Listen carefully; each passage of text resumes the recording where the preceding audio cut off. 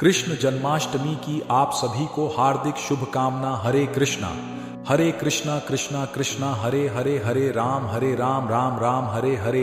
जय श्री कृष्णा। महाभारत की शिक्षा हर काल में प्रासंगिक रही है। महाभारत को पढ़ने के बाद इससे हमें जो शिक्षा या सबक मिलता है उसे याद रखना भी जरूरी है।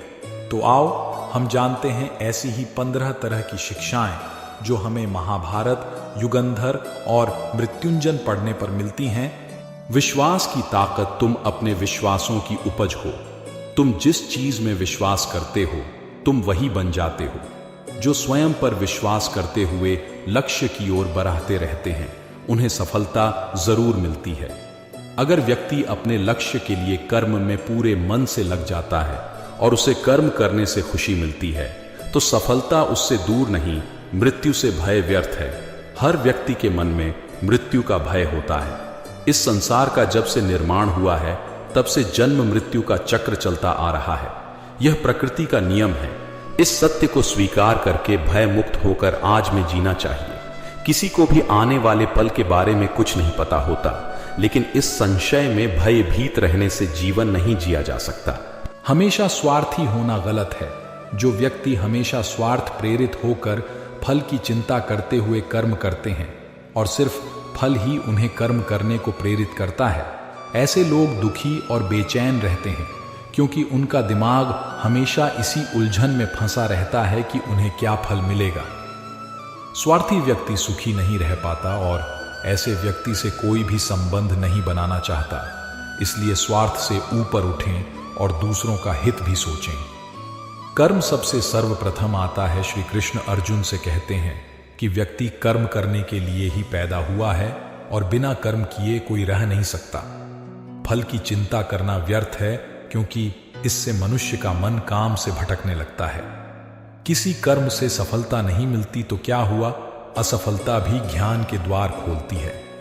अगर बिना फल की चिंता किए कर्म करते रहोगे तो सफलता और मन की शांति जीवन भर तुम्हारा साथ नहीं छोड़ देगी। जो कर्म फल से विरक्त होकर कर्म करता जाता है उसका आध्यात्मिक ज्ञान बढ़ता जाता है और सफलता भी मिलती है।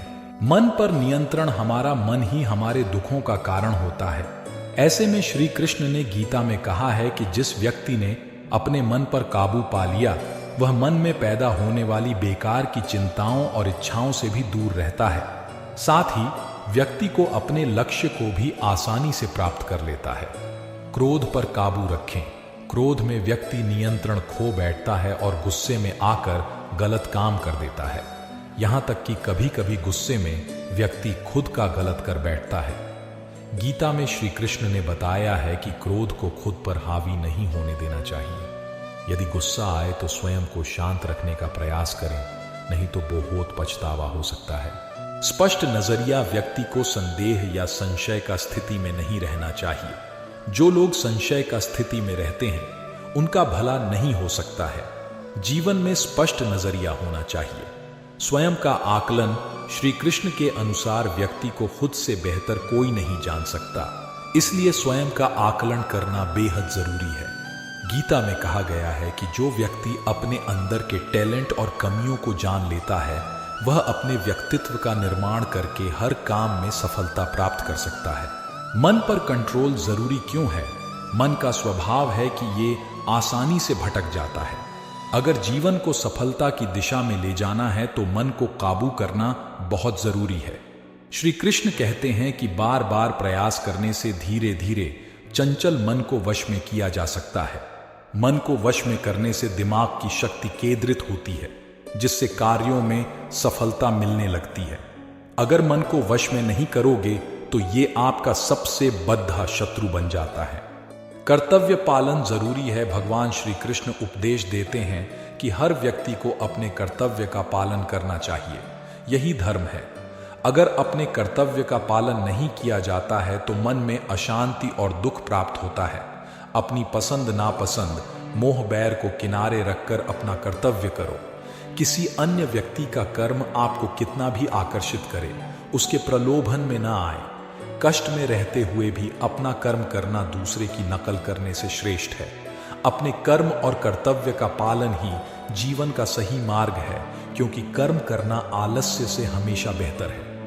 कर्तव्य में दोष देखकर पीछे न हटें, क्योंकि हर कर्म में कोई न कोई छोटा बड़ा दोष हो सकता है, जैसे अग्नि के साथ धुआं भी होता है। सदैव कर्म करो, कर्म करने से पहले विचार करो, लेकिन बहुत ज्यादा विश्लेषण मत करो। अधिक विश्लेषण संशय और अकर्मण्यता पैदा करता है। नंबर 11, ध्यान करने से परमात्मा को अनुभव किया जा सकता है। श्री कृष्ण कहते हैं कि शारीरिक कर्म से ज्ञान का मार्ग उच्च है और ज्ञान मार्ग से भी ऊपर ध्यान मार्ग है। ध्यान मार्ग पर बढ़ने से ईश्वर को अनुभव किया जा सकता है।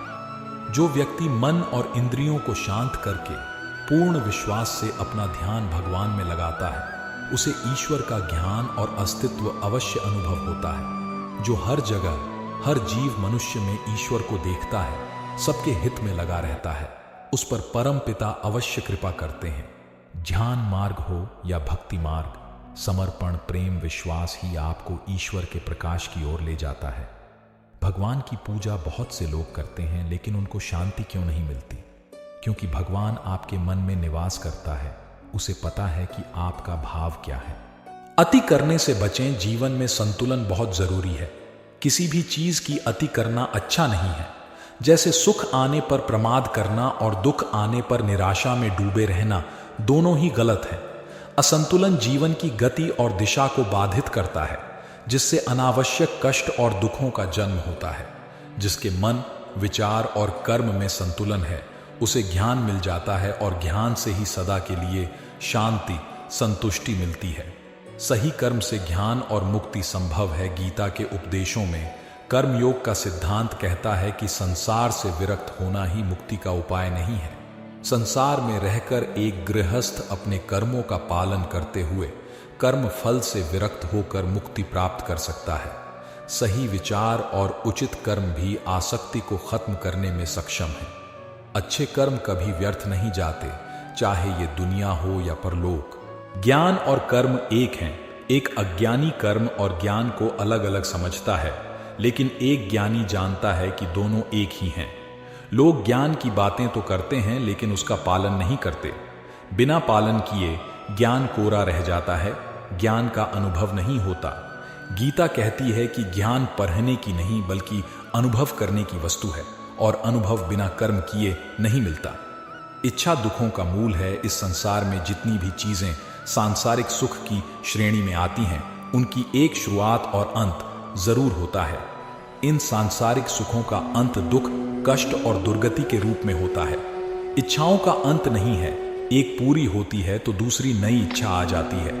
हर इच्छा से प्रेरित होकर कर्म करना गलत है, क्योंकि ऐसे तो अनुचित कार्य भी होंगे। इच्छाओं से विचलित न हो, उन्हें एक विरक्त दर्शक बनकर देखो और वे चली जाएंगी। भगवान ही सबसे बड़ा सहारा है। परम पिता ही एकमात्र हमारे आधार हैं और अपने हैं। इस संसार में कोई भी अकेला नहीं है। ईश्वर में विश्वास रखते हुए जो मनुष्य कर्म पथ पर बढ़ता जाता है, वो सदा शांति सुख और मुक्ति पाता है। भूत और भविष्य की चिंता करना व्यर्थ है। वर्तमान ही सत्य है। जो भी पूर्ण समर्पण से ईश्वर की शरण में आता है, परमात्मा उसका कल्याण अवश्य करते हैं।